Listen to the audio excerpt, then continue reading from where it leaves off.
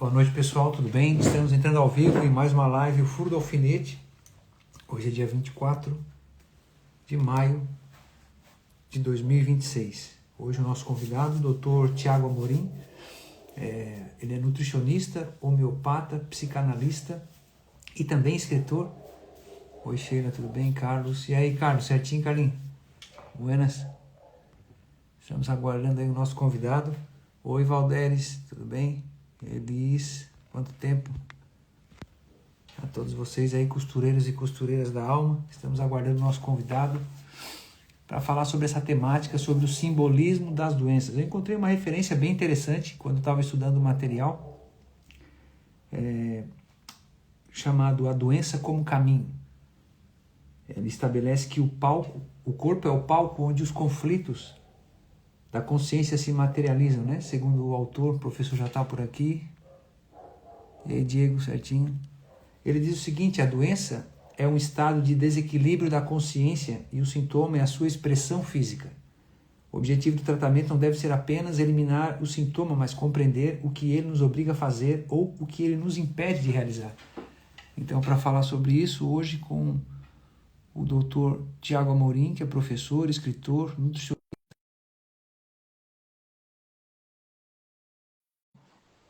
Eu ouvi falar do professor Tiago Amorim através do Bruno Santos, um abraço para ele também, para o Bruno Santos.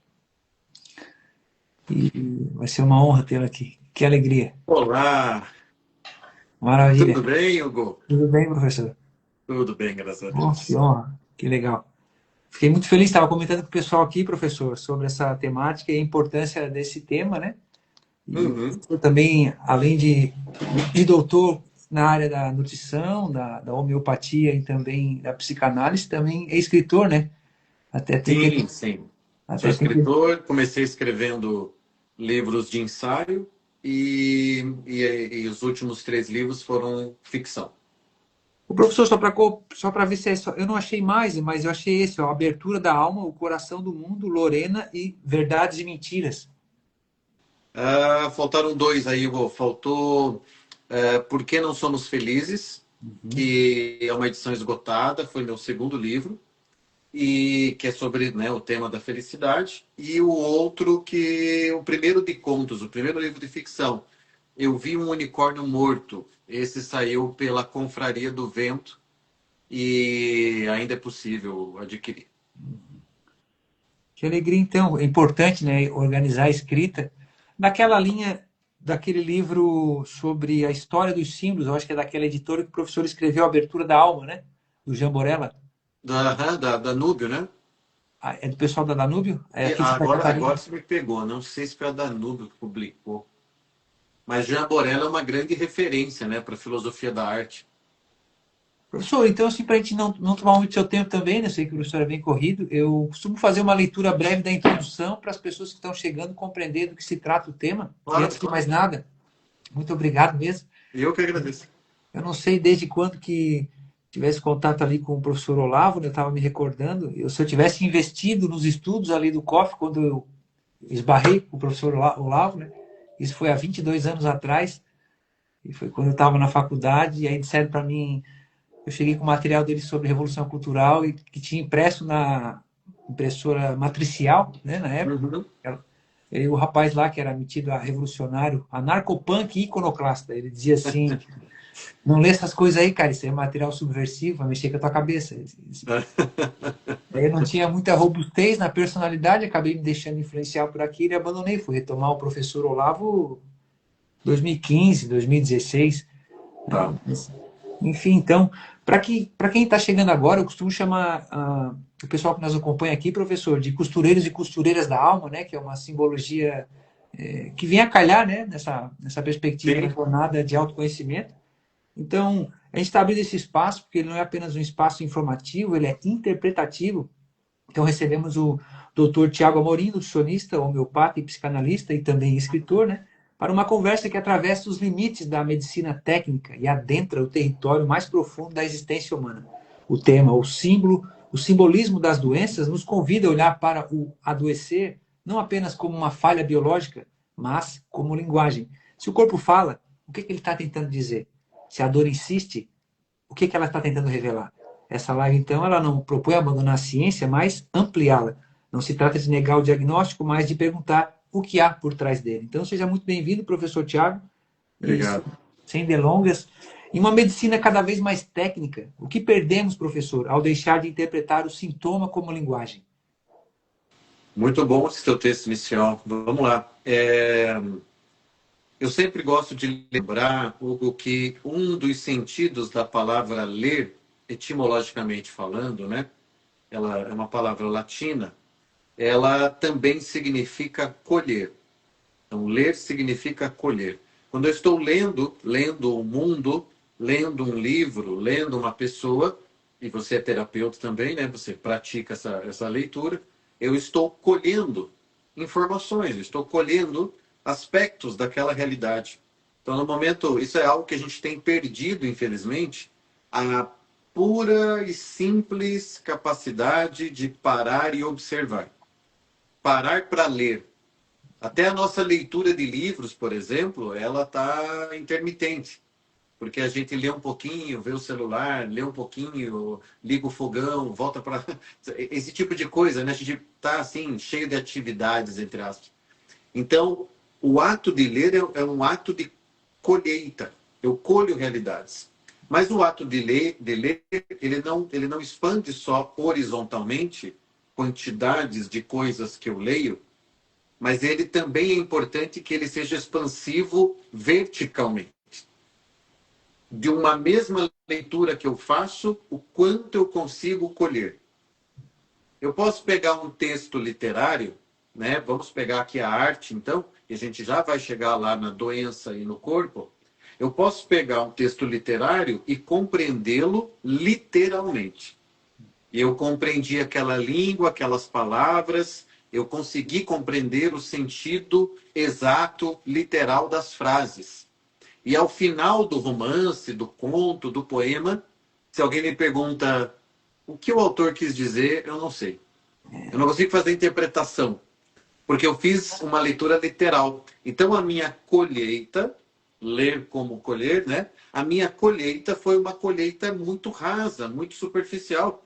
As obras de arte, como a literatura é um tipo de arte, ela exige que você colha também aquilo para além do evidente, para além do literal. E isso é o que eu chamo de leitura vertical, não horizontal. Horizontal é o tanto de coisa que eu leio. Vertical, de um mesmo livro, quais camadas de realidade eu consigo colher. Eu posso olhar para um corpo humano e ver apenas um corpo. Eu posso ter uma leitura literal do corpo humano. E a partir do momento que eu tenho uma leitura literal do corpo humano, eu não vou conseguir estabelecer qualquer tipo de conexão, de uma explicação um pouco mais elaborada e que satisfaça as minhas perguntas e dúvidas para tentar explicar, por exemplo, por que uma mulher tem câncer de mama um ano depois de se divorciar. Se eu faço uma leitura literal do corpo humano e a minha colheita incide sobre células, tecidos, órgãos, reprodução celular anômala, então eu vou ter que reduzir a doença a isso, porque é o que eu sei ler. Então, a partir do momento que a medicina moderna rompe, e isso acontece do século XIX para o XX, a partir do momento que a medicina moderna rompe com a tradição, com os saberes tradicionais, com o que nós sabíamos sobre o ser humano, com todas as perspectivas e técnicas milenares de cuidado da vida humana. Veja só, a medicina moderna, essa medicina que rompeu, ela jogou fora, porque jogou mesmo, 4.000 anos de medicina chinesa. Ela jogou fora séculos e séculos de outras abordagens ditas tradicionais, ou como a medicina indiana, por exemplo, que é antiquíssima também. Não é? Então, ela jogou fora. A homeopatia, inclusive, já é um tipo de resistência, de contraofensiva ao movimento que começava na época de Samuel Hahnemann, fundador da homeopatia. Né? Ele é um médico alemão que se formou no estilo convencional e percebeu que tinha alguma coisa errada com aquilo, porque ele não estava curando ninguém. Falou, não, pera lá, isso aqui que me ensinaram na faculdade não é o suficiente. Né? Mas voltando lá para o ponto da tua pergunta, esta medicina tecnicista, porque nós não somos contra a técnica, nós somos, assim como Ortega y Gasset, nós temos cuidado com o tecnicismo. O tecnicismo é tudo se explica pela técnica e a técnica é o novo Deus da medicina e de tantas outras ciências, né? Então, tentando resumir um assunto que é muito realmente profundo e tem muitas camadas, a gente pode explorar, né? Tem muita coisa mesmo. Eu diria que a medicina de hoje, a grande maioria dos médicos e dos profissionais de saúde, né, porque hoje nós temos uma medicina que se desdobrou, e é por isso que existe nutrição, fisioterapia, enfermagem, fonoaudiologia, né, odontologia. Tudo isso é ramificação da medicina. Você para pensar no que era o médico antigo, que era um médico que entendia de comida, que entendia de temperatura, que entendia de clima, que entendia, né, de recuperação muscular dentro do que ele podia na época dele. Mas, enfim, aí veio a ciência moderna e fragmentou tudo. Mas é tudo medicina, a meu ver. Então, o médico de hoje, o médico moderno, é um médico que só sabe fazer leitura literal. E a partir do momento que ele só sabe fazer leitura literal, ele perde completamente essência, símbolo, sentido, conexão integral entre as coisas, né? Enfim, depois eu falo mais sobre isso, mas eu acho que dá para abrir a nossa conversa fazendo esse panorama. O médico e o homem moderno, veja que esse médico moderno ele está inserido num contexto cultural, num paradigma científico. O homem moderno é alguém que não sabe mais ler. Ele não sabe mais colher. Muito bom. Ele sai do literal, né? Ele consegue ver as camadas que existem. Até o professor usou uma referência muito boa. Eu estava conversando com a professora Leila, não sei se o professor conhece, ela é aqui de Santa Catarina, ela é Não. especialista na área de artes. Ela, ela me explicou uma vez que eu estava estudando as 12 camadas da personalidade e são as 12 camadas de mapa natal, né? Uhum. Ela estava me dando ela teve aula, até, eu acho que presencial com o professor Olavo. Ela estava explicando que na perspectiva do professor Olavo, né, as 12 camadas da personalidade seriam na vertical e o mapa natal na horizontal, né? É Uhum. quantitativo, na verdade, né? Uhum. E tem uma extensão, não vou dizer a de infinito, mas até onde a gente pode abarcar, né? Só que assim, isso não traz uma direção, né? Quando a gente dilui esse elemento da verticalidade, é quando as Uhum. coisas elas ficam presas, né, a um formato, né? Ou é isso ou é aquilo, e não é outra coisa. Sim, Não sei se sim, faz sim. sentido isso que eu estou falando. Faz, claro. Eu não sei se você conhece o trabalho do Ken Wilber. Ken Wilber, não conheço. Tá, eu acho que vale a pena, principalmente por você ser da área também terapêutica. O Ken Wilber escreveu um livro chamado Psicologia Integral. Então, um tipo de provocação que o Ken Wilber faz vai bem na linha do que você disse. Veja só, ele fala assim: quem está certo sobre, por exemplo, um assunto como a vida sexual? O budista ou o freudiano? Né? São visões muito diferentes, né, de sexo. E aí a resposta dele é os dois. E a partir do momento que eu consigo compreender que cada um deles trouxe um aspecto, deu mais atenção, não é? Elaborou melhor uma dimensão daquela mesma realidade, eu começo não a trabalhar com exclusão, porque o pensamento moderno é muito marcado pelo ou. Ou é isso ou aquilo. E, sabe, a minha teoria pessoal é que, em parte, é culpa da política.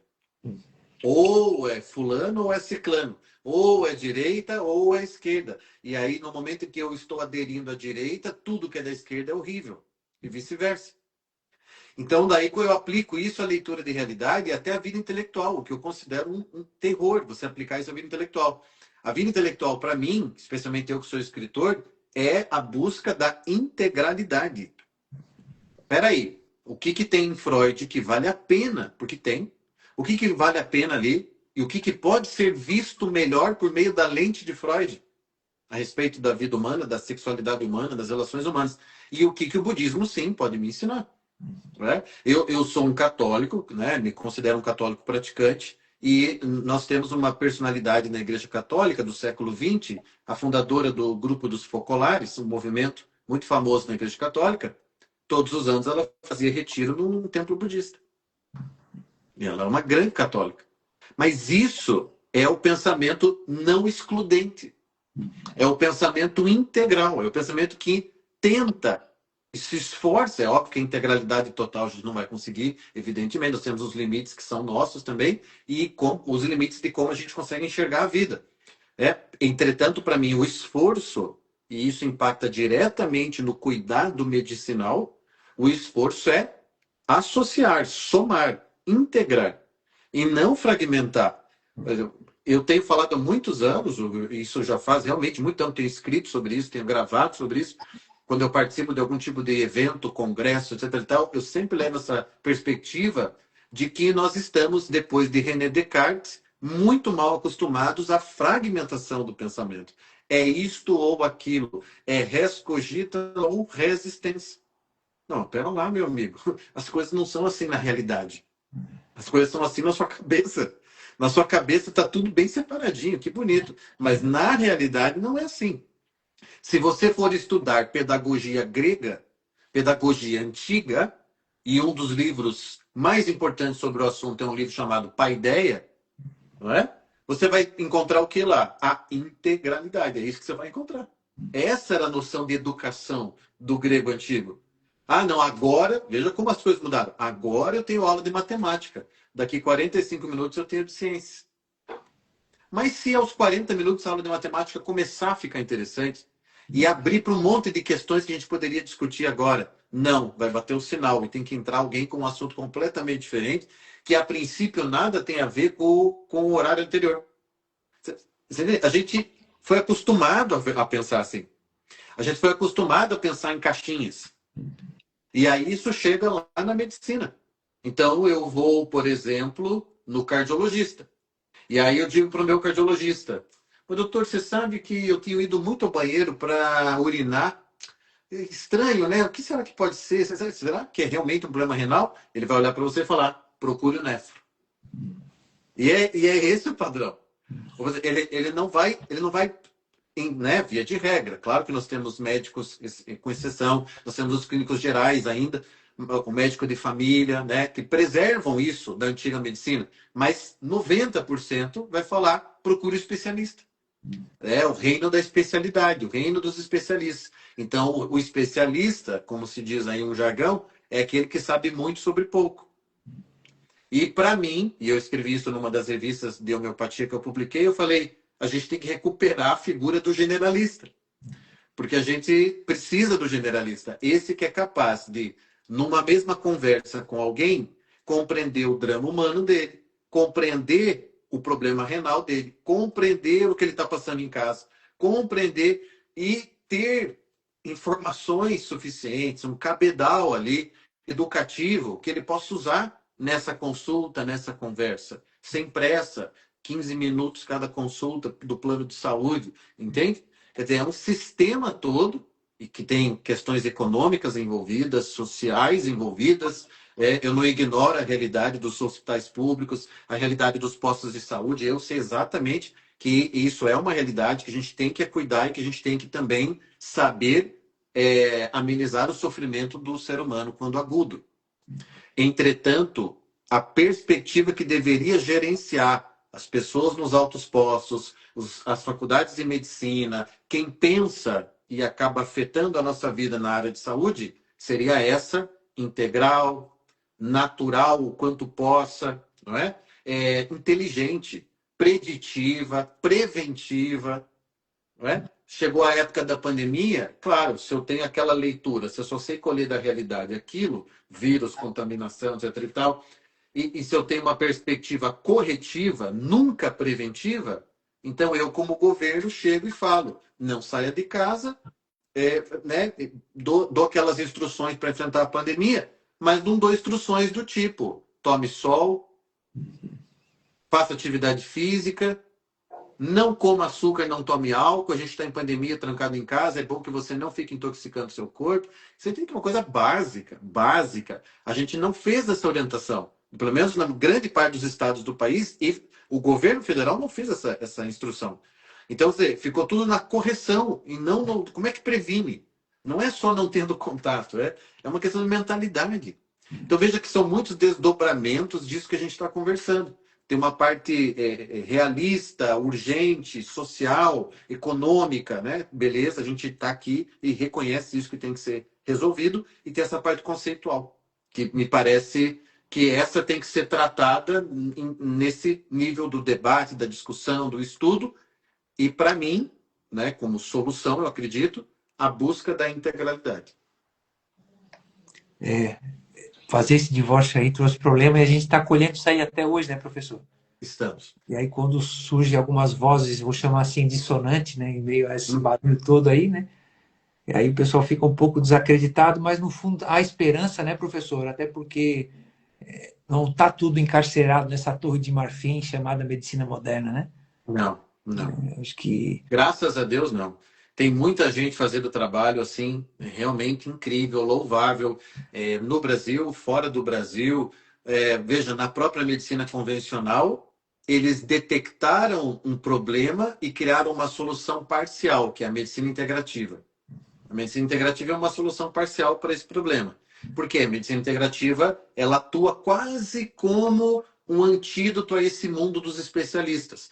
Porque o médico integrativo, essa corrente que cresceu tanto, né, essa área, vamos dizer assim, médica, que está crescendo muito no Brasil, inclusive, nos últimos 5 anos cresceu muito, ela tenta associar os diferentes sistemas do corpo.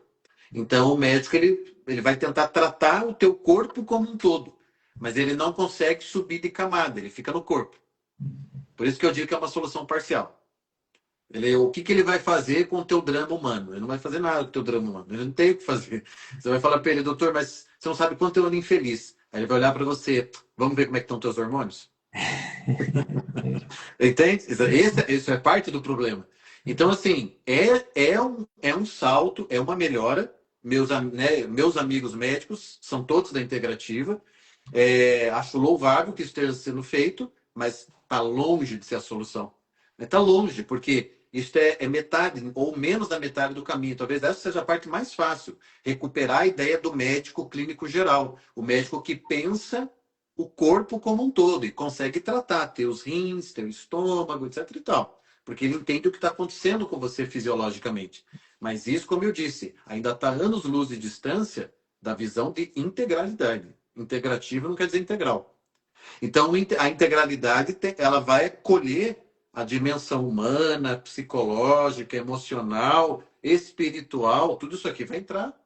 Faz parte do trabalho. Só que daí, Hugo, a gente tem aquele problema. Para o médico se tornar isto, para o nutricionista se tornar isso, para o fisioterapeuta se tornar isso, o problema está lá na formação, que é cartesiana.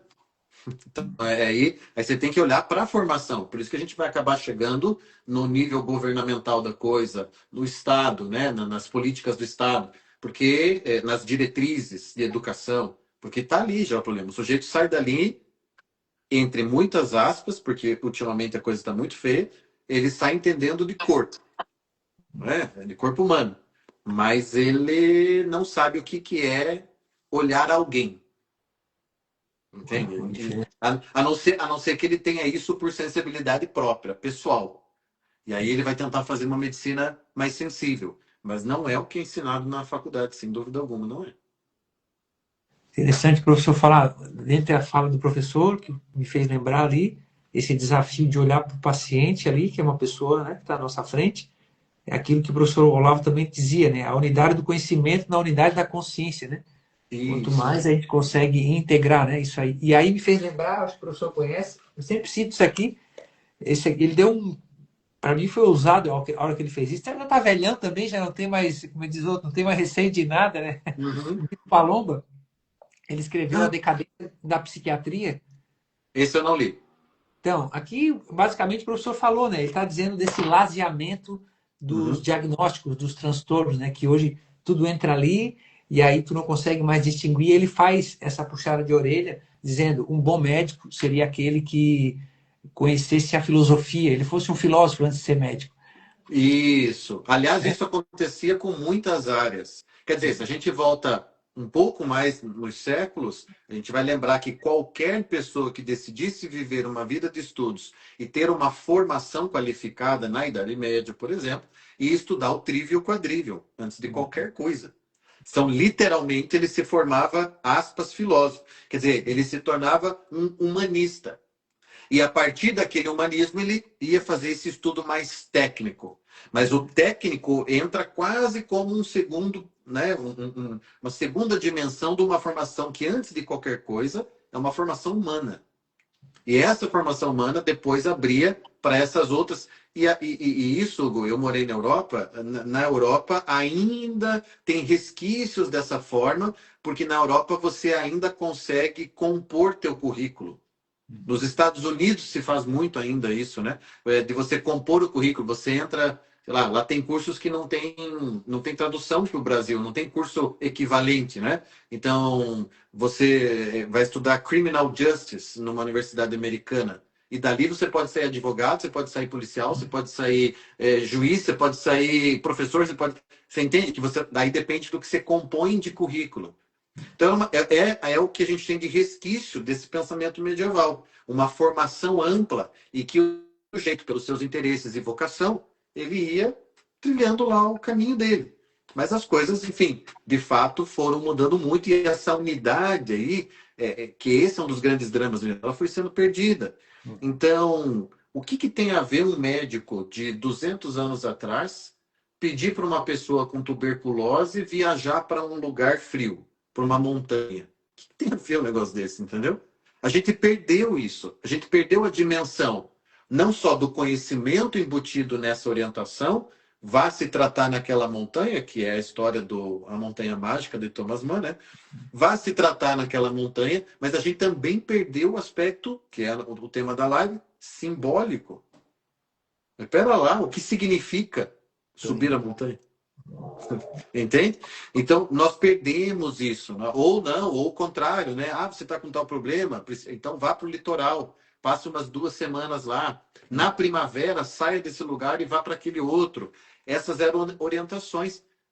Pediam para ler. Esses dias eu vi uma reportagem que países nórdicos estão usando isso. Não sei se você viu. Médicos nórdicos estão usando como técnica de consultório leitura. Ou ele está dando livro para o paciente ler, né? Para tratar vários tipos de males, principalmente os mentais. Então, veja, alguma coisa, algumas luzinhas parecem que estão se acendendo. Mas esse é o drama da formação que a gente tocou aqui, da formação de todos nós, né? Que pega a medicina, você falou da filosofia. Qualquer pessoa que praticasse o direito até o século XIX praticava a filosofia do direito. Todos esses grandes nomes, como Hegel, por exemplo, ele era filósofo acima de qualquer coisa. E minha primeira faculdade foi direito. Então, assim, com 17 anos ali, eu fiz vestibular, meu primeiro foi direito. Então, assim, eu me lembro, né, da gente estudar aqueles precursores, aqueles fundadores do direito, eles eram todos humanistas, filósofos. Eles compreendiam. Se você lê Simenon, o inspetor Maigret, por exemplo, né, um grande personagem de Simenon, que é um detetive, né, um policial, você vê, um sujeito daquele não resolve crime sem um certo tipo de imaginário educado por muita arte e literatura. Um delegado, Olavo dizia isso, um delegado de polícia que quisesse ser um delegado melhor tinha que ler literatura, né? Pô, para compreender as possibilidades humanas, para saber entender o sujeito que ele está tentando encontrar, como é que ele pensa, como é que antevê o próximo crime, coisa do tipo. Então, nós perdemos isso afetou a medicina e isso afetou quase todas as áreas, penso eu. O que experimentávamos como unidade antes, hoje experimentamos como fragmentação. Muito bom. Professor, a gente poderia dizer que, de repente, o House, o Dr. House, ele é um estereótipo dessa. Quem perguntou aqui foi o Guerra da Informação, ele perguntou aqui, ó. Aquela coisa do Dr. House é só na TV mesmo? Né? Olha, eu vou dizer uma coisa para vocês. O Dr. House ainda é uma solução melhor do que o que a gente tem por aí, porque o Dr. House é alguém que entende do corpo humano. Então, assim, eu adorei a série, assisti tudo da série, Mas o Dr. House, evidentemente, é o melhor que temos na perspectiva atual. Mas ele está muito distante do que nós estamos falando aqui. Se você chegasse para o House e falasse, mas o que significa esse adoecimento? Ele ia mandar você catar coquinho, entendeu? Porque ele não está preocupado com isso. Quer dizer, ele tem aquela visão cientificista. Ele é um protótipo do homem científico, do homem racional ao extremo. Racional como aquele que não tem tempo nem paciência para essas conversas do tipo poéticas, artísticas, literárias, simbólicas. O que eu também considero um erro, porque racional nunca foi isso na história humana, né? Racional, do latim ratio, que também significava proporção. Uma pessoa racional é uma pessoa que tem senso das proporções. Né? Então, se eu falo assim, olha, mas Hugo, sabe o que te faz mal? O que faz mais mal para a tua saúde? Não é o que você come, não é o que você passa no teu corpo, mas é o que você emite. Eu estou fazendo eco a um versículo bíblico, né? O que mata o homem não é o que ele põe, mas o que sai da boca. E isso eu acho extremamente irracional. E qualquer um que tenha praticado clínica, como eu pratico, tenha atendido pessoas, tratado pessoas, sabe que isso é verdade. Eu já tratei pessoas de, assim, nível neurótico de cuidado com a saúde. Nível neurótico, de tanto que cuidava da própria saúde, com exames ruins. E eu já tratei pessoas que nem paravam para pensar nisso. Tocavam a vida, mas eram muito intensas, muito encontradas vocacionalmente, muito bem na vida, né? E que tinham hábitos que a gente consideraria ruins, doentios, etc. E tal. E não tinha um problema de saúde. E não teria tão cedo um problema de saúde. Quer dizer, qualquer um que tenha praticado, que tenha vivido a clínica, sabe que é assim, sabe que isso também importa. Não estou falando que isso que é tão simples assim, mas isso importa. Teus pensamentos, aqueles que você mais nutre dentro de você, teus sentimentos, o ambiente onde você está, com quem você conversa, o teu tipo de vida, isso com certeza determina mais da tua saúde do que as tuas fontes de ômega 3. Entende? É muito bom. Você estava falando aí, eu estava longe aqui, soltei aqui no sul a gente chama pandorga, no vento nordeste, para pegar o peixe de arrastão em alto mar, né? A pandorga é feita com aquela lona de guarda-chuva, né, para ser mais resistente, Aham, aham. e com uma corda daquela estilo militar, né? O pessoal solta no Nordeste, ela vai embora. Eu estava aqui falando, eu tava muita coisa passando na minha cabeça, mas eu não sei se faz sentido que eu queria colocar nessa mesma esteira, fazendo esse paralelo. A formação na área da medicina na Ásia e no Oriente Médio, ela funciona similar ao que o Ocidente, é o Guerra da Informação que está perguntando. Eu não teria certeza aqui para te dar uma resposta melhor, mas eu acredito que ainda existam rincões, entende? Rincões, eu acho. Quer dizer, pequenos espaços, assim, ainda no Oriente, espalhados, porque o Oriente não tem o mesmo tipo de unidade que o Ocidente. Né? Julián Marias dizia isso. A gente consegue falar da história ocidental, mas não dá para falar da história oriental. Porque o Oriente são muitos Orientes. No mesmo, naquilo que nós estamos chamando de Oriente, você tem sei lá, deixa eu pegar aqui, você tem o antigo Império Mongol e você tem a Índia. São coisas muito diferentes. Não é assim no Ocidente, né? Então, assim, a realidade do Oriente, eu acho que é mais complicada, mas eu acredito sim que existam rincões. Na minha área, a meca da homeopatia é a Índia. E na Índia se pratica, então, né, é a principal medicina da Índia. Né, e, portanto, se pratica uma medicina que a gente vai dizer que não é a medicina convencional. Não é. É a É, medicina, é a homeopatia. A homeopatia é a medicina mais forte, a que está mais imbricada assim, com a população, com a sociedade, com as crenças. Os grandes médicos homeopatas do mundo são todos indianos. Então, né, com algumas exceções, mas os indianos em geral tomam conta disso. Você vai em congresso, tá? Quem está dando palestra é tudo indiano. Mas eu não saberia dizer se, apesar de eu suspeitar, digamos assim, que essa perspectiva ocidental, cartesiana, materialista, contaminou bastante o hemisfério oriental. de um modo geral, acho que o mundo inteiro, em uma certa medida, ele teve, né, Sim, teve acredito que esse sim. respingo aí, né? Eu acho que aquele amigo do professor Olavo, ele ilustra bem esse profissional. Além do caso do professor, que é a nova safra aí desses profissionais, eu digo que o professor Olavo sempre mencionava que ele aprendeu muito com o Juan César Miller, né? O Tom Miller, sim. E, e resgatar isso, assim, um médico de família é essencial. A gente via muito em novelas, né? Filmes. Sim, Ele sim. médico conhecia a integralidade daquela família, o histórico, a genealogia, né? Acho que Um médico atendia uma mesma família e as gerações, né? Ele ia atendendo as gerações daquela família, começava lá, atendeu o avô, atendeu o pai, atendeu a geração atual, está atendendo o filho. Então, isso já era muito melhor do que o que a gente pratica hoje, mas, claro, ainda não é aquilo que se praticava na antiguidade ou no medievo, que eu acho que tem que ser resgatado. Esse é o meu posicionamento é esse. Eu não quero uma volta às origens, porque eu não sou um anacronista, eu entendo o tempo atual e os desafios atuais, mas eu quero um resgate, eu quero assim, eu acredito que a gente tem que recuperar o que perdeu e que era bom e que não devia ter perdido. Não é jogar fora tudo que tem hoje. Eu não quero que seja jogada fora a penicilina, a técnica cirúrgica, tudo isso é importante, tudo isso é sensacional. Nós não temos que jogar fora. De novo, voltamos ao início da conversa. Por que excluir? Se eu posso somar. Entende? Por quê?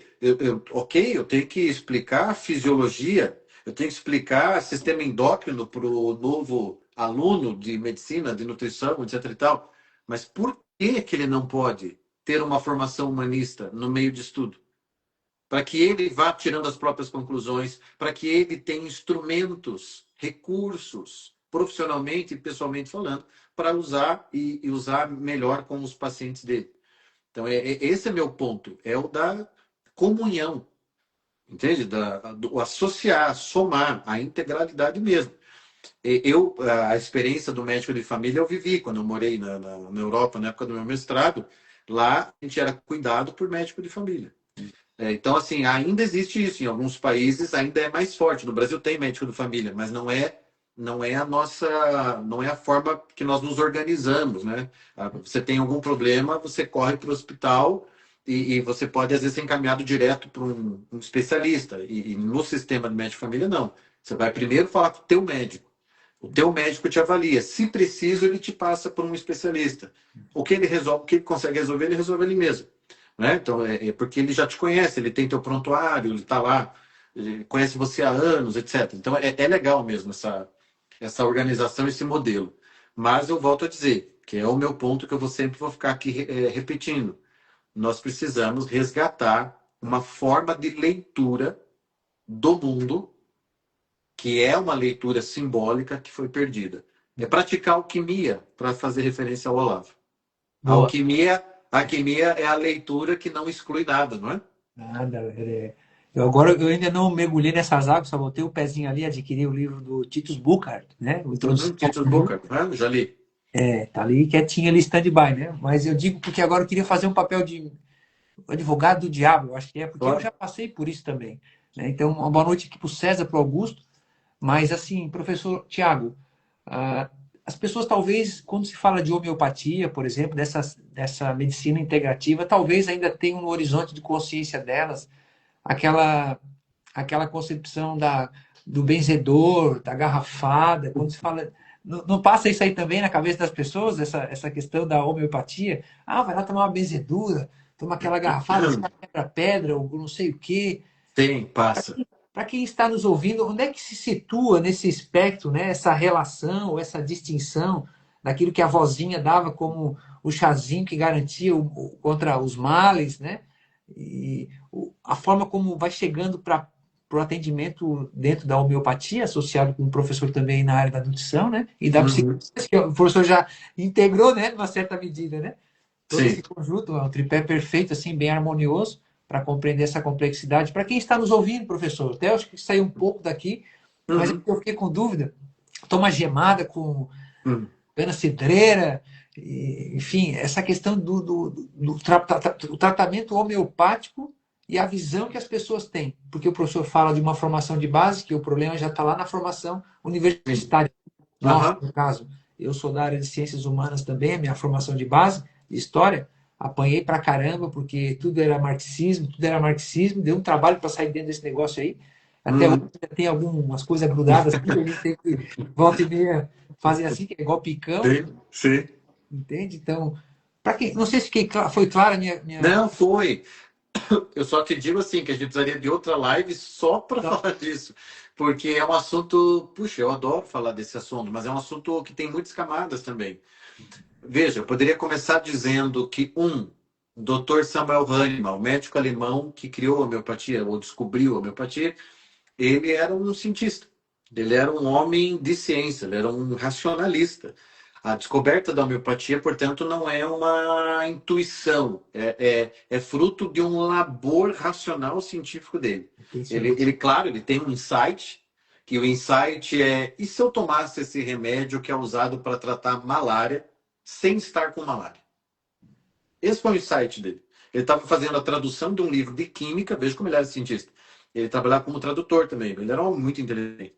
Ele estava fazendo tradução e ele ficou assim, cabreiro com uma coisa sobre a quina, que era usada para, em latim, quina, usada para tratar malária. E ele ficou com isso na cabeça quando ele estava lá traduzindo e falou: e se eu tomasse, sem estar com malária? E aí a experiência de fundação da homeopatia é essa. Ele toma o remédio da malária sem estar com malária. E o que, que ele tem, Hugo? Os sintomas da malária. E aí, eureka, né? Então, pera lá. Se eu, que estou são, tomo o remédio, fico com sintomas parecidos de quem está contaminado, então quer dizer que esse remédio que é usado para essa coisa aqui, ele cura por semelhante e não por oposição. E aí que vem o homeopatos, a mesma coisa que te adoece. Homeopatia é o que te adoece, te cura. Aí, enfim, tem toda uma história da homeopatia que a gente poderia explorar, mas veja que não é a mesma coisa, evidentemente, da gemada que a vovó dava para quando você não estava bem. O que não quer dizer que aquele cuidado da vovó não fosse medicina. Você melhorava ou não? Pô, toda vida, Para sempre. mim, o nome disso é medicina. Então, assim, tomato, melhorei por quê? Mas você está muito interessado em explicar por que você melhorou? Você melhorou ou não melhorou? Entendeu? Para mim, você melhorou. O Kent foi um médico homeopata, uma segunda geração de médicos homeopatas. Ele é considerado um dos maiores filósofos da homeopatia. E ele diz uma coisa assim, ó, ele é bem taxativo, ele é mais assim incisivo, né? Ele diz: se cura, é homeopatia. Qualquer coisa que te curou, então é homeopatia. Então ele tem uma visão da homeopatia, assim, realmente, ele é muito, ele demarca o território assim, ele diz: qualquer coisa que tenha feito bem para você e te curado, o nome disso é homeopatia. Então, tenha vindo por meio do remédio, da gemada da vovó, do banho frio quando está com gripe, tenha vindo de onde veio, isso é homeopatia. Aí, claro, existe a homeopatia no sentido hahnemanniano, que é essa técnica de fazer manipulação de tinturas, de diluí-las e fazer sucção, para que elas despertem dentro de você uma resposta análoga àquele mal. Então, eu estou gripado, estou com dor no corpo, estou com os olhos inchados, estou com febre, tá? Estou me tremendo todo, estou com o nariz todo trancado. Aí o homeopata vai dizer para você: tome arsênico álbum, que é o arsênio mesmo, o metal pesado. Né? Só que, claro, diluído, obviamente, não é tóxico. Ele foi diluído, diluído, diluído. Por quê? Se você se intoxica desse metal, você tem sintomas parecidos com aqueles da gripe. Então você vai lá e toma esse remédio homeopaticamente, e esse remédio é como se ele lembrasse teu sistema vital. Olha, dá um jeito nesses sintomas aqui. Trata isso daqui. E aí o teu sistema vital empurra tudo que está relacionado àquilo. Então, no fundo, olha que coisa louca, Hugo. Nenhum remédio homeopático resolve nada. O que trata, no fundo, é o teu próprio corpo. É teu próprio sistema. É a força vital, que é aquilo que o Hahnemann recuperou da medicina antiga, do vitalismo. Tudo bem, o professor está falando bastante de vitalidade nas últimas postagens, tem acompanhado o professor ali, né? Eu até vou deixar um espacinho para o professor falar. O Correia aqui do Razão, Olavo, da página, ele falou: suco de folha de mamão cura dengue. Eu não duvido. É. O meu ponto é esse. Se eu trato pessoas, eu não posso sair duvidando dessas coisas. Eu tenho que ter um olhar, claro, clínico e de querer, e como Hahnemann, veja, toda a homeopatia começa nisso, de experimentar, de ver se funciona com o meu paciente. Quer dizer, a clínica, e isso até hoje a medicina reconhece, a clínica é soberana. Eu tenho pesquisa científica disso, daquilo, daquilo, daquilo. E eu tenho aqui a minha clínica, que eu dei um negócio para a pessoa e a pessoa curou. Mas não tem nenhuma pesquisa sobre isso. Quer dizer, você entende? É isso que a gente fala, que clínica é soberana. Então, a experiência ali na clínica, ela é a primeira, a primordial e a mais importante. Se vai ter respaldo científico, se vai ter validação, se isso depois pode ser replicado para milhões de pessoas, é outra conversa. Outra conversa. Então, se uma pessoa foi curada de dengue com folha de mamão, eu não duvido. Agora, se ela cura todas as pessoas, eu não sei. Outros 500. Não, boa. Boa noite, Maikele. Boa noite, Juliane. Professor, antes de ir adiante, porque daí o professor tem essa capacidade, não sei porque essa parte literária do professor, né, de evocar isso dentro de mim, mas ou é projeção, vai saber, vamos pegar a psicanálise aí, né, não sei. Ou transferência, contra transferência, mas adoecer é algo antinatural no ser humano? Não, de forma alguma. É a coisa mais natural e adoecer é um direito teu.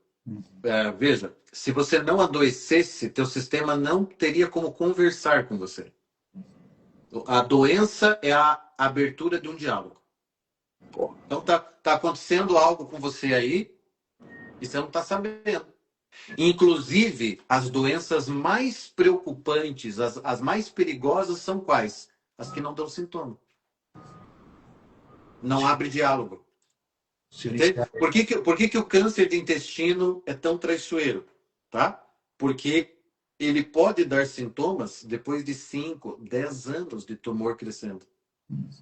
Então, ele pode chegar, em casos, né, mais graves, ele pode chegar a dar sintoma quando praticamente não tem mais o que fazer. Ou quando a situação está realmente muito delicada. Então, assim, você adoecer, e a homeopatia entende qualquer doença como sintoma. Então, para a homeopatia, câncer é sintoma. Esquizofrenia é sintoma. Sintoma de quê? De que teu sistema vital perdeu força, desequilibrou. Está em desordem, está em caos, não está em harmonia. Então, aí tem o nome do sintoma. Qual que é o nome do sintoma dele? O nome é câncer tal. O nome sei lá, esofagite. O nome é dermatite atópica. É sintoma. Então, quando aparece o sintoma, o homeopata jamais briga com o sintoma. O sintoma é a maneira do homeopata começar a leitura do paciente. Começa a conversa, começa o diálogo, literal. Então vamos lá, por que que teu corpo está sempre acusando no estômago alguma coisa? É aí que entra não só essa conversa que a gente está tendo aqui agora, mas aquela do símbolo. O que é o estômago? O que a medicina chinesa dizia sobre estômago? Por que que ali é lugar de fogo? Entendeu? Por que é o único órgão do corpo que é ácido? O único. Porque se você tiver mais acidez no teu corpo fora do estômago, você está ferrado, amigo. A coisa vai ficar feia pro teu lado. Né? Quando você fica lá tomando Coca-Cola, comendo docinho cheio de açúcar, você está tornando o teu organismo mais ácido. E é isso a mãe das doenças, fisiologicamente falando, né? Ambiente ácido. Então, você quer um ambiente alcalino no teu corpo. O teu corpo é alcalino, né? Quando saudável. Então, veja que interessante. Por que que aquele lugar é ácido? Por que que ali o fogo é permitido e desejável? Entende? Mas há problemas de excesso de fogo. Quem é que tem gastrite? Pessoa muito calma, muito tranquila? Não. Então, excesso de fogo e tem a falta de fogo. Aquelas pessoas que chegam para mim, e eu trato muitas pessoas com esse sintoma, que não digerem. Elas comem e não digerem. Elas não têm ácido no estômago, literalmente. Elas não têm ácido. Sofrem de um mal muito comum hoje em dia, que é a hipocloridria. Daí ela vai lá, fica queimando, ela não sabe que é o esôfago que queima em vez do estômago, e ela fica tomando omeprazol, pantoprazol. Ela está piorando o problema dela. Entendeu? Então, assim, veja só. Olha o simbolismo disso. Como é que pode um gastroenterologista, ele não saber uma coisa dessa, uma coisa tão básica, que se ele não tratar o estresse, o nervosismo, o excesso de fogo daquela pessoa, ele não trata o estômago. Ele está olhando para o estômago, mas ele tem que olhar para a pessoa, porque o estômago não é autônomo. O estômago não acorda um dia e fala, quer saber? Hoje eu vou adoecer. Não existe, simplesmente não existe. Você começa a colocar as coisas assim, você vê que a medicina moderna toda ela tá num chão que não é um chão seguro, entendeu? É um chão assim, a gente vamos combinar de fazer de conta de acreditar nisso daqui. É isso a medicina moderna. Vamos combinar que é só isso o ser humano. É esse conjunto de células aqui e vamos tratar como se fosse isso aqui. Deu problema no estômago, manda para o gastro resolve porque é o estômago. Eu falo, não, como se diz na homeopatia, não existe estômago doente, existe pessoa. Você já viu um coração doente andando por aí? Você não viu, você viu pessoas de coração do adoecido. Entendeu? Então, assim, eu tenho que tratar a pessoa. Isso é básico, básico, mas isso foi perdido. E se você pedir para um estudante de medicina, para você conversar com ele, pega um estudante de medicina de terceiro ano, aí, de qualquer faculdade do Brasil, ele vai ficar olhando para você com cara de empada. Ele não sabe o que fazer com isso. Ele não sabe, ele não tem recurso, a culpa nem é dele, coitado. Não tem recurso, não tem literatura do assunto. Você fala para ele, viu, o médico recém-formado, você conhece o dicionário de simbolismo de Chevalier? O que eu vou fazer com isso? Aí você falou de literatura. No meu primeiro livro, Eu Vi um Unicórnio Morto, eu escrevi um conto inteiro sobre o clitóris. Ó, Porque eu peguei, e a personagem do livro, que tem um clitóris excessivamente grande, ela pega o dicionário de Chevalier na mão ó. para tentar entender o que é clitóris e por que aquilo está acontecendo com ela. Você entende? E eu publiquei esse conto faz 5 anos. Então, precisa você ver há quanto tempo eu tô nisso. E eu estou associando minha arte com o meu trabalho clínico, com o meu trabalho como professor, que para mim, como eu falei, para mim é tudo a mesma coisa.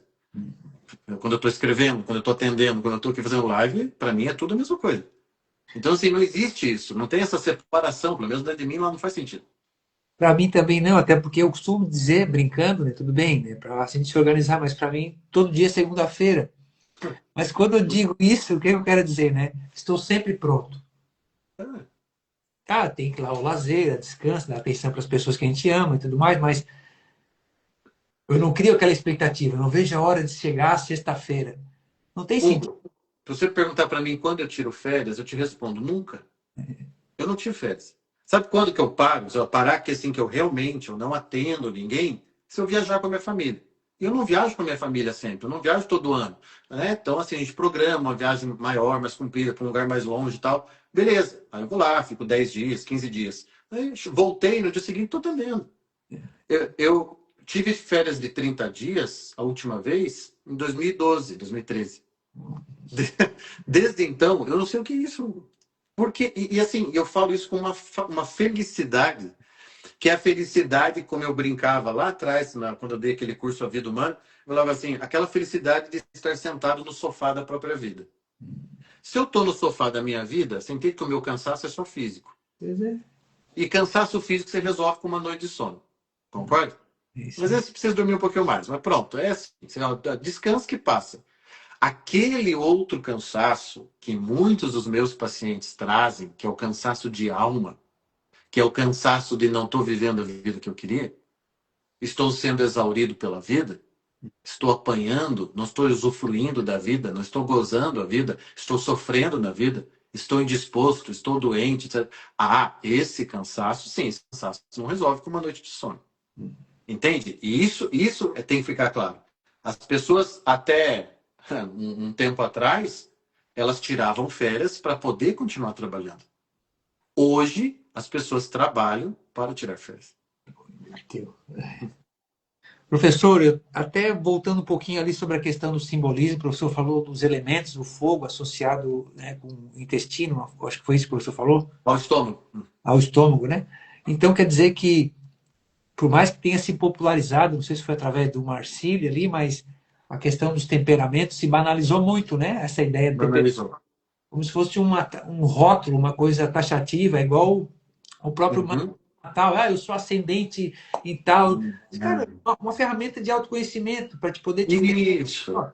Isso. Tem uma bússola, um norte. Então, Galeno e o Hipócrates, eles estavam corretos na abordagem que eles fizeram para compreender dentro das ferramentas que eles tinham, né? Das ferramentas que eles tinham, do estudo dos humores, como a gente sabe, tá lá nos primórdios da medicina. Mas, assim, temos que tomar muito cuidado com os reducionismos. Isso vai na contramão do que a gente está defendendo aqui. Quer dizer, eu até teve uma época, uns anos atrás, que isso aí estava demais, né? Tipo, você abria uma live para assistir uma live de qualquer pessoa, era o quê? Era o temperamento. Todo mundo temperamento. Você vai, uma psicóloga tal, você vai lá, ajuda o melancólico. Eu tenho uma preguiça disso, mas é uma preguiça. Pra não dizer, porque antes eu tinha irritação, hoje eu só tenho preguiça, já melhorei um pouquinho. Porque assim, não é que essas coisas não existam, mas meu Deus do céu, por que que eu tenho que me reduzir a um nome, seja de diagnóstico, seja de temperamento? Por que que eu tenho que me reduzir a uma classificação? Não, o Tiago não é um colérico. O Tiago é o Tiago. Porque além desse pretenso temperamento, ele tem um mapa natal, ele tem um código genético, ele tem uma cultura pessoal, uma cultura ambiental, uma história, a história do país, a história dele, ele tem uma raça, ele tem. Meu Deus do céu, entendeu? É assim, imagina você pegar a pessoa, olhar para a pessoa e falar: você faz isso porque você é fleumático. Mas eu tenho uma preguiça disso, você não tem noção. Eu fujo desse tipo de coisa, eu fujo dessas pessoas e, sinceramente, eu acho que todo mundo que tem que fugir desse tipo profissional. Não dá, é a mesma coisa, ó, é a mesma coisa. É que o pessoal acha que é melhor, mas eu não acho. Que você ir para um psicanalista que vai reduzir tudo a sexo. Tudo, tá? Não, é recalque. É porque você tem, né, desejo pela mãe. Para, meu Deus do céu. Não é só isso. Dr. Freud foi um homem muito inteligente. Ele fez uma contribuição muito importante para a história da psicologia. Mas ele também errou e ele também caiu na tentação de pegar a perspectiva dele e tornar a verdadeira. Percebe? Esse é o drama aqui. Então não existe a psicologia verdadeira, a de Freud, ou então, como por causa do Olavo, né? Olavo que tirou do limbo um monte de autores para nós, que a gente não fazia ideia que existia, né? Lippodzonde, com a questão da genética familiar lá, ou o Viktor Frankl. Meu Deus do céu, agora você tropeça em terapeuta ou logoterapeuta. Você tropeça, está andando na rua, você acha um logoterapeuta. Entendeu? Mas aí tudo é sentido de vida. Tudo é crise de sentido. Não, não é, gente. Às vezes é neurose mesmo. Às vezes não é crise de sentido, é neurose. Ponto. Não, às vezes é falta de vitamina B12. Arruma a B12 do cara lá que você vai ver se ele não acha o propósito de vida dele. Boa. O cara tá sem vitamina, literalmente. Às vezes não é crise espiritual, às vezes é falta de ferro. Não é falta de fé, é falta de ferro, né? Exato. Ai, meu Deus, eu acho que eu estou passando por uma coisa, eu não tenho, né? Eu estou numa melancolia espiritual. Faz 2 bolsas de ferro aí para a gente ver o que acontece. Você não levanta um pouco. Entendeu? Então, assim, mas para isso, olha todos os recursos com os quais eu tenho que trabalhar. Que é o que a gente faz hoje, né? Com o método que a gente tem, o método TEM, que é o método que eu desenvolvi, dos 4 pilares, tararará. Então tem essa questão horizontal e a questão vertical. Isso tem que ser recuperado. Tudo isso é muito interessante. Logoterapia, claro que é interessante. Eu li quase a obra inteira do Viktor Frankl. Não é uma questão de concordar ou não concordar. Imagina que eu vou discordar de Viktor Frankl. Olha o meu tamanho e o tamanho dele. Mas eu estou querendo dizer assim, eu não vou explicar tudo com o Viktor Frankl. Porque eu tenho certeza que o próprio Frankl não tinha essa intenção também, entende? Existem problemas que são, sim, psicanalíticos. Existem problemas que são, sim, de inconsciente coletivo, entende? De simbolismo, como a homeopatia, né? Jung, por exemplo, e a homeopatia, né? Deram as mãos. A gente tem um monte de livro aí sobre psicologia junguiana e homeopatia, né? Alquimia. Jung estudava alquimia. O que é homeopatia? Um tipo de alquimia. Não, e até tem o pessoal aí que gosta de, é mais esotérico, né? Acho que o Jung era o cara que abria os portais, né? E fazia a pessoa atravessar e ir para outro lado, mas isso é outra história, porque é a faca que corta por 2 lados, né, professor? Então, Exatamente. Quer ver um tema bem espinhoso, mas que eu acho assim, interessantíssimo? Os psicodélicos. uhum. Se você tiver um olhar sóbrio, né, sobre os psicodélicos e aplicar o psicodélico no contexto correto, com o cuidado correto, com ajuda profissional, você pode ajudar muitas pessoas. Mas muitas pessoas mesmo. Agora veja o que se faz com psicodélico, né, em reuniões no meio da floresta por aí. Então não é disso que a gente está falando. Mas você vê que você não joga o bebê junto com a água do banho. Essa é a postura que eu estou tentando chamar atenção aqui. A postura da integralidade, a postura da perspectiva ampla, horizontalmente, verticalmente, ela não joga nada fora assim, por simplesmente existir aquilo. Ela tenta salvar. Esse é o olhar. Mas pera lá, não tem nada para salvar Marx. Você vê certeza absoluta que esse homem só falou besteira do começo ao fim. Não tem uma linha ali que dá para salvar? Ah, tem. Tem, eu te digo que tem sim. O elemento de classes é um componente da história. Talvez ele não defina a história como Marx queria, mas ele é um componente, né? Pô, sim, tivemos sim, um certo nível de briga de classes aí. Tem sim, claro que tem. Então, mas você entende que você não precisa jogar fora. É aquela história do relógio parado, né? O relógio parado acerta a hora 2 vezes ao dia. O Marx é um pouquinho melhor que um relógio parado. É. E geralmente quem fala mal de Marx fala do tipo, é comunista, nem parou para ler também. Vamos combinar, né? Que Eu não vou, parou para ler. eu Porque vou, também é tentador aquele negócio. Você começa a ler, você começa a gostar. Então, tem esses problemas também. Né? Eu li o Manifesto Comunista e eu li parte do Capital. Eu falei, eu vou parar porque esse negócio aqui, daqui a pouco eu tô com a barba comprida e estou falando contra o empresariado. Mas é porque tem alguma coisa ali que faz sentido, sim. Né? até porque, professor, posso estar falando bobagem aqui, até não é especulação, dando palpite, mas nada do que se mantém se manteria se não tivesse um ponto ou um pé calcado na realidade.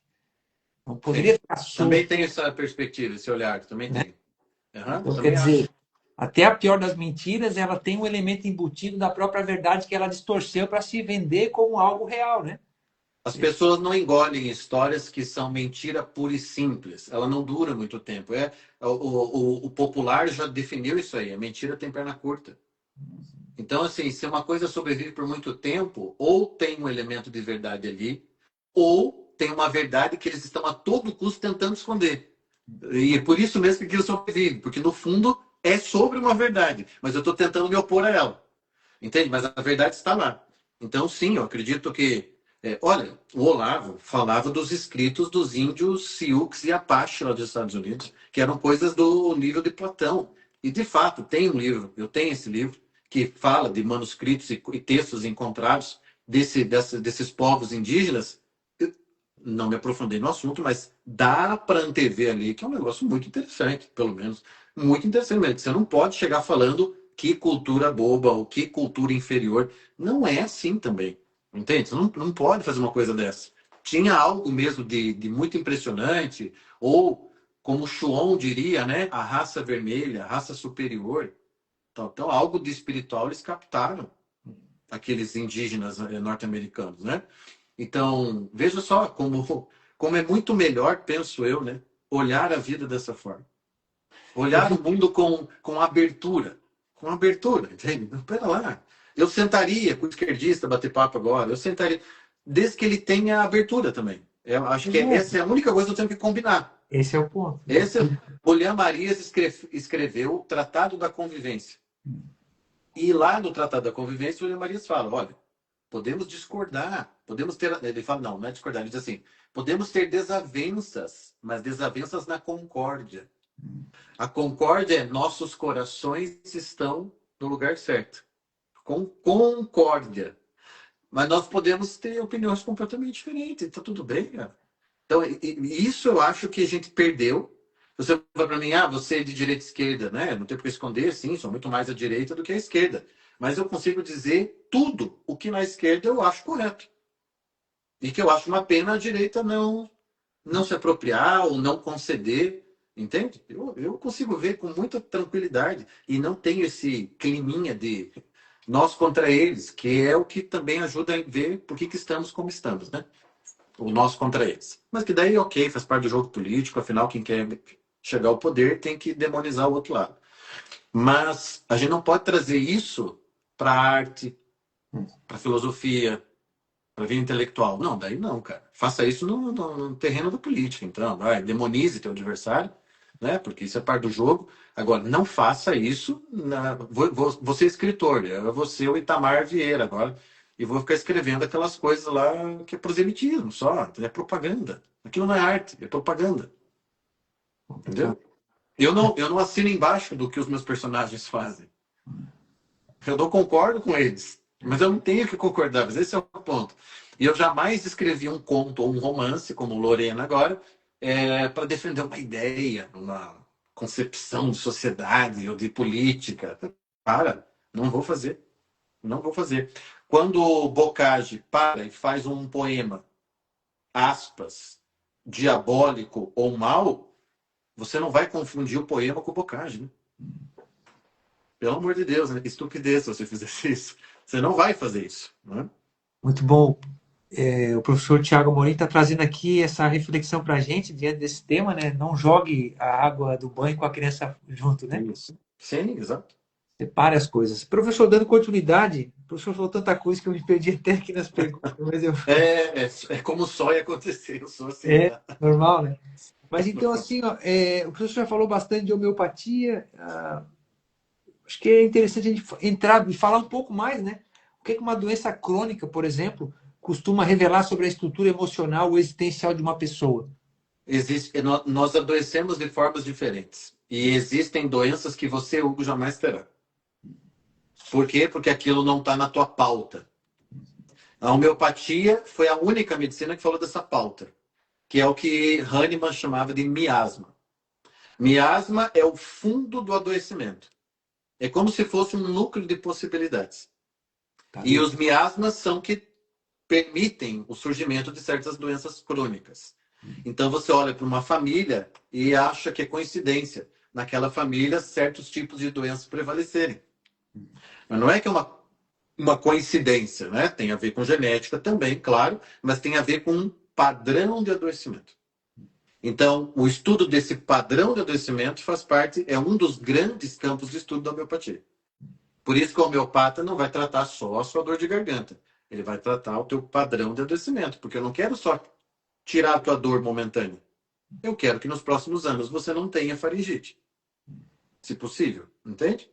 Então, assim, é uma visão de longo prazo. Ah, por que os meus pacientes, de repente, começam a não entrar mais em farmácia? Porque eles vão parando de ficar doentes. E eles vão parando de ficar doentes porque a gente faz esse trabalho de médio, longo prazo. Ele chega com a infecção na garganta, ou com a dermatite, ou com o problema intestinal, o intestino irritável, ou ele chega com uma doença de Crohn, ou ele chega, não interessa, ou ele chega até com algum problema mental, que a gente trata muito, ansiedade crônica, depressão.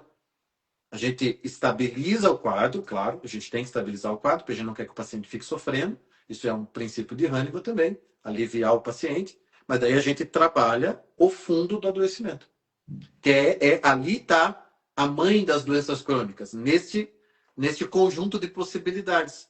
Então, eu, Tiago, por ter estudado isso, eu mais ou menos tenho uma ideia de todos os possíveis adoecimentos que fazem parte do meu tipo, entende? Do meu tipo de núcleo de adoecimento. Então, eu sei quando a coisa pode ficar feia, o que aconteceria comigo se ela ficasse feia, né? Se minha saúde, se minha vida ficasse mesmo em risco. Lembrando que, pela homeopatia, vida em risco não é igual necessariamente a doença grave. Então, por exemplo, para homeopatia, para qualquer homeopata, uma pessoa com depressão profunda está mais doente do que uma pessoa com câncer de pele. Entendeu? Porque ela está comprometida num nível que o câncer de pele não compromete. Em tese, né, via de regra, claro que uma pessoa pode ficar depressiva por causa do câncer. Mas é que as doenças mentais mais sérias para a homeopatia são as doenças mais graves. Mesmo que a sua vida física não esteja em jogo. Eu vou fazer um outro parênteses aqui, mas com o professor sendo nutricionista e homeopata, como é que se dá a comunicação, o diálogo nessa trajetória, né? Feita a anamnese, o acompanhamento? Tem um espaço aí para suplementação? Claro que tem. Eu sou nutricionista de formação, ensino meus alunos, né? A gente tem uma pós-graduação nessa área, nós conseguimos esse reconhecimento com o MEC, então a gente forma profissionais nessa área e a gente entra no tema da suplementação. O tema da suplementação entra por quê? Porque fisiologicamente, meu corpo, hoje, salvo exceções que existam aí, pessoas que consigam, mas o meu corpo hoje não tem todos os nutrientes que ele precisaria para ficar bem. Nós não nos alimentamos e não temos o estilo de vida que nos permite ficar completamente livre de suplementação. Então, se a gente quer ter uma vida em abundância, fisicamente falando também, hoje é preciso suplementar quase 100% das vezes. Quase 100%. Quando não precisa, ótimo, maravilha, ó, você está bem assim, não precisa comprar nada. Mas, veja, eu moro em Curitiba. Aqui o sol aparece no domingo, uma vez por ano. Então eu preciso de vitamina D. E a vitamina D, eu não consumo, por ser curitibano brasileiro, eu não consumo ostra com a quantidade que deveria, frutos do mar com a quantidade que eu deveria, que são fontes, por exemplo, de vitamina D. Não, né? A melhor fonte é, sim, o sol, a gente sabe disso, que é ativado no meu corpo pelo meu colesterol. Olha a importância do colesterol. O colesterol não é vilão, não vai dar tempo de explorar isso aqui hoje. Mas então eu vou lá e suplemento a vitamina D, né? Porque eu moro numa região, eu não moro num lugar solar. Então, assim, a maçã que chega na minha casa hoje, comprada do mercado, ela não é a maçã de 100 anos atrás. O solo empobreceu. Então, assim, até mesmo os alimentos saudáveis, em geral, e aí nós temos daí aquela outra área que é a agricultura orgânica. Ali a coisa fica melhor. É um dos motivos da gente comprar orgânicos, tá? Mas assim, né, aquilo que se vende no supermercado comum ali não tem a densidade nutricional que uma maçã, uma banana, etc., tinha 70, 60 anos atrás.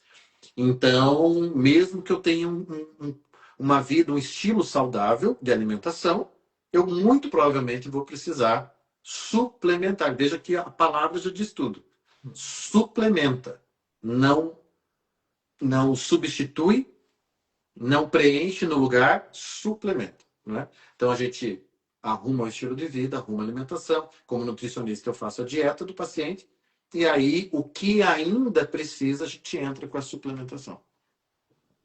Porque também parece que nós temos o brasileiro, não sei se é porque a gente tem essa coisa. Estou lendo agora o livro do professor Meira sobre a psicologia do subdesenvolvimento, Uhum, muito bom. uhum. Boa. Ele diz que a gente tem ele vai explicar a questão do atraso, né, brasileiro, não tem nada a ver com a Sim. cultura portuguesa, mas é porque a gente é erótico, ele vai dando umas. Sim. Ele fala que ele encontrava as pessoas na Suíça, em qualquer outro lugar, e eles diziam: vocês brasileiros são legais, mas tudo para vocês é sexo, né? É, justamente. Então, eu não sei, professor, se a gente vai pegando essas ondas, se o cérebro tem essa predisposição, ou quando encontra algo, ele gama, ele garra naquilo. Então, vou dar um exemplo. Pegou uma onda, uma época de criar o iogurtezinho aquele em casa, fazer como é que é Uhum. nem o kefir, né? É outro, né? É o tipo Não lactobacillus, lembro. não é nem o kombucha, né? Kombucha, enfim. Kombucha é aquele que fica tipo um refrigerante, assim, É, né? Que gaseificado. é prebiótico. Uhum. E o kefir seria mais para a linha do iogurte, do Então, queijo, etc. isso, aí o pessoal pegou a onda e todo mundo tinha. E aí matava o Uhum. bichinho, ficava triste, parava de usar. Aí depois sai uma outra coisa. Não, isso aqui é. Ó, o Lugol, por exemplo. O professor usou esse dia o Lugol aí, né? Eu uso, sim, eu uso. Então, tem gente que é igual pegar, por exemplo, a melatonina. Ah, o pessoal está aí se dopando de melatonina para dormir e não tem nem noção das coisas, como se fosse um Hugo, botão mágico, você sabe? me permita dizer já o seguinte: você dificilmente vai me ver falar ali, aqui no Instagram, ou para um paciente assim, ó, isso aqui todo mundo tem que usar. Uhum. Mas olha, para eu falar essa frase é muito raro, mas muito raro mesmo. Todo mundo tem que, é muito raro. É, em geral, as pessoas hoje estão deficientes de iodo? Em geral, sim. Uhum. Mas tem que analisar caso a caso, porque a suplementação pode ser absolutamente desnecessária. Tá? Então tem que olhar, tem que fazer até exame de urina de 24 horas para saber se tem iodo sobrando, se não tem iodo sobrando no teu organismo. Tá? Eu, por conhecer o meu corpo, fazer os meus exames e saber o que eu estou buscando no Lugol, eu uso. E quando um paciente tem lá os requisitos necessários para fazer a suplementação, a gente sugere, a gente indica, etc. e tal. Mas esse é o cuidado. Cada um é cada um. Até mesmo dieta. Essa dieta é para todo mundo? Não. Não tem dieta para todo mundo. Não tem, não existe Seria, dieta para todo mundo. seria leviano se, se alguém te perguntasse, né, assim, tá, professor Tiago, então, dentro da sua expertise, dos anos que o senhor tem de prática nessa área, existe uma suplementação mínima que é indicada a uma pessoa? Ah, É hoje? bom, aí sim. E vou pedir para, Hugo, pelo horário, vou pedir para você para a gente já ir se aproximando do final da live, tá? É, mas vamos lá. Uma suplementação mínima que eu considero sim importante. A vitamina D. A vitamina D, existem, né, diferentes concentrações, claro, e eu colocaria uma concentração básica de 2.000 unidades internacionais por dia. É o que o teu corpo precisa ali em geral por dia, 2.000 unidades internacionais. A vitamina K2, que é a chamada vitamina da imunidade, então 100 microgramas de vitamina K2. Colocaria também um pouquinho de vitamina A e de vitamina E, também em doses baixas, mas importantes para essa manutenção. E aí tem os famosos antioxidantes, que são importantes para a tua vida celular. Então, né, para manutenção da tua saúde. E antioxidante pode ser NAC, para outro pode ser a própria glutationa, né? Para outro pode ser resveratrol, para outro pode ser ácido alfa-lipoico. Então existem vários tipos de antioxidantes, mas pelo menos um tipo de antioxidante eu usaria, né? Porque você está combatendo o envelhecimento do teu corpo no sentido de precursor de adoecimentos, né? Quando o antioxidante é aquele que trabalha para resolver os radicais livres, né? O radical deixa de ficar livre quando o antioxidante chega. Então, é contra os radicais livres que estão aí na base dos nossos adoecimentos e no envelhecimento precoce. Então, isso aqui seria o basicão. Ah, e o ômega 3, né? Um ômega 3, assim, é muito difícil alguém não estar precisando de ômega 3. Vitafora é Ah, uma boa marca. hã? Vitafora é uma boa marca. O Conselho de Nutrição diz que não me deixa ficar falando de marcas, mas enfim, a Vitafor é Não uma boa posso falar. marca. Não, tudo bem. Vou citar mais duas, tá? Essential é uma boa marca. Uhum. True Source ou Pura Vida são boas marcas. Então tá, professor. Para finalizar, então, não menos importante, eu te agradeço. O professor também tem agenda aberta para atendimento, tem formação também, curso. Tenho para agendamento de consulta lá na bio aqui do Instagram. Tem um link para você falar com a secretária e tal, e tal. E aí nós temos o nosso curso principal, que hoje é uma pós-graduação. Se você não tem faculdade, mas você quer aprender essas coisas e quem sabe ser um terapeuta integrativo, você pode fazer o curso e você se torna um terapeuta integrativo e homeopata. Se você já tem graduação e quer fazer como pós, você faz esse mesmo curso, só que daí você tira a titulação de pós-graduação. O curso é Clínica Integrativa e Homeopatia. Então, você vai ver esse tipo de discussão. Lá no curso tem desde aula de antropologia até aula de suplementação. Tem realmente assim um mundo dentro do mesmo curso. É 1 ano e meio, 2, professor, a formação? No mínimo 6 meses. Você consegue em 6 meses fazer, porque hoje a pós pode ser de 6 meses a 1 ano e meio, geralmente. Mas assim, o mínimo são 6 meses. Então, com 6 meses você consegue tirar a tua certificação de pós. Vou olhar isso aí de perto. Então, não menos importante, né? Reitero os agradecimentos, não deixe de seguir. O professor também hoje tem canal no YouTube, né? Eu tenho há muito tempo, antes Né? do Instagram. Meu É. canal, deixei assim ele abandonado por uns anos, mas depois retomei as minhas lives. Geralmente eu coloco lá no YouTube, né? Canal Thiago Amorim, vai encontrar lá no YouTube. Então, pessoal, é Thiago Amorim com M no final, porque tem Amorim com N também. Tem. E a última pergunta, então, professor, pode ser? Pode. Se fosse resumir em uma frase ou dar um contexto bem simples, direto e objetivo, né? O que a doença vem ensinar ao ser humano? A doença é pedagógica e geralmente ela vem chamar atenção para algo que você está ignorando ou negligenciando. Por isso que eu digo que a doença abre um diálogo. E é importante que a gente esteja disponível para o diálogo. Que a gente não ignore o apelo do corpo, da mente, né? Do teu sistema vital, como eu falo. Então não ignore o apelo. Começa com sussurros. Dor de garganta frequente. Cistite de repetição. Queda de cabelo e unha fraca. Começa com sussurro. Quando eu não ouço sussurro, o que o sistema faz? Eleva o tom. Crise renal, pedra no rim, problema pulmonar, né? Arritmia cardíaca.